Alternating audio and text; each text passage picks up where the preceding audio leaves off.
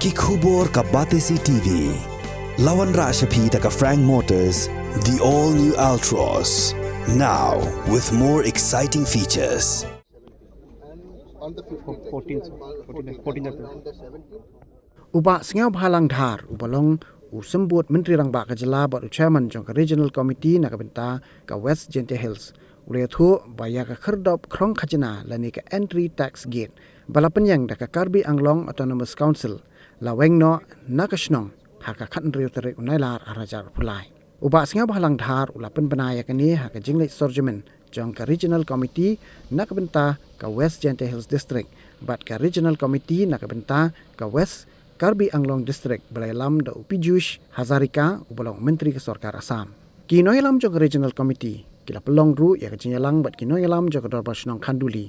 Ha madani leka ya Shnong Khanduli bat hadian kani la pelong pat saya kejinyalang bat kipat Karbi ha Police Border Outpost ka Assam ha Khanduli. Ha kejinyalang kinoyalam jog dorbar Shnong Khanduli kila IT ya ka dorkhas halor kilaitli kimat jingdawa kata ban Weng Shisenton ya ka entry tax gate jong ka Karbi Anglong Autonomous Council kabalapan yang menta dang kumpasau benai hakashnong Khanduli banweng no ya ki pulit Assam hakajaka balabu ya kini ka kherdop krong khajana bat banweng ya ka police camp jong ka jila Assam na Khanduli hadien kini ka jingelang kinoyalam jong ka regional committee kila hiar jurep hadu 0 point jong ka Khanduli kabadang hab apo pur Assam jong ka West Gente Hills district hadian ka jingjurep ikini ki artli jaka kinoyalam jong ki regional committee kila pelong saka jingelang ba kinong mikmat na ki jai benrio Karbi bat kinoyalam jong ki sang bhalang ki bakenthop ya ka Karbi Students Association ka Socheng Amreng Border Development Committee ka Karbi Anglong Autonomous Council bat kiwe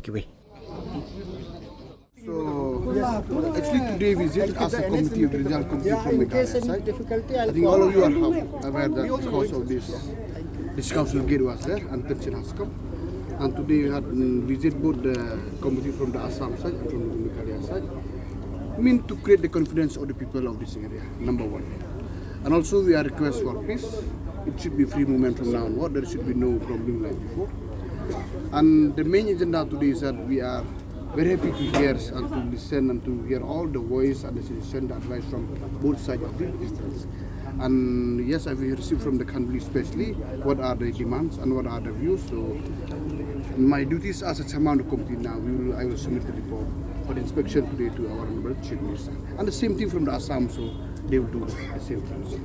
And then when the committee at the state level of both the chief minister, so then they will take a call how to move forward.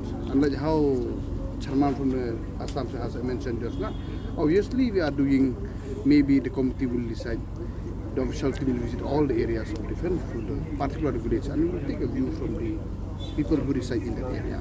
And then we will take a call against. Means as of now, that entry gate of KAC have been It's not there. Now only police is there. Yes, it was there before. And when this tension come and they removed, police was there. Why you put police in order to maintain the law and order? And maybe the police will slowly we will remove it from that.